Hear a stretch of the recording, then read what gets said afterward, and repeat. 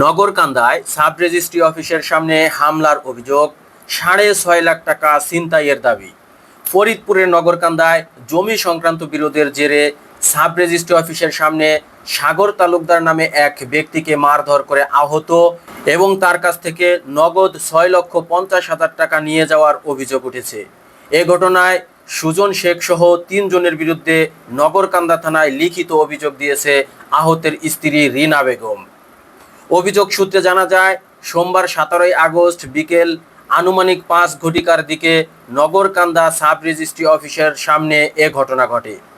অভিযোগে বলা হয়, জমি সংক্রান্ত বিষয়কে কেন্দ্র করে সুজন শেখ কাঠের চলা দিয়ে সাগর তালুকদারকে এলোপাথাড়ি মারধর করে মাটিতে ফেলে দেন। পরে তাকে লাথি মারলে নাক ও চোখ রক্তাক্ত জখম হয়। এ সময় দলিলের কাজে ব্যবহারের জন্য সাগরের হাতে থাকা কাগজের খামে রাখা নগদ 6,50,000 টাকা নিয়ে যাওয়ার অভিযোগ করা হয়।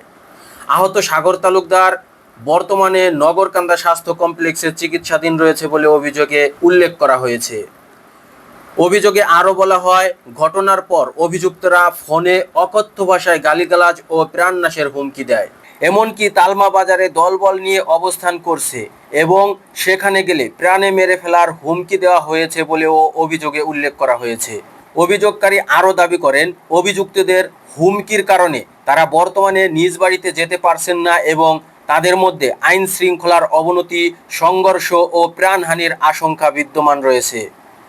এ বিষয়ে রিনা বেগম নগরকান্দা থানায় লিখিত অভিযোগ দিয়ে ঘটনার তদন্ত, আইনগত ব্যবস্থা, টাকা উদ্ধারের পাশাপাশি পরিবারের নিরাপত্তা নিশ্চিত করার দাবি জানিয়েছেন।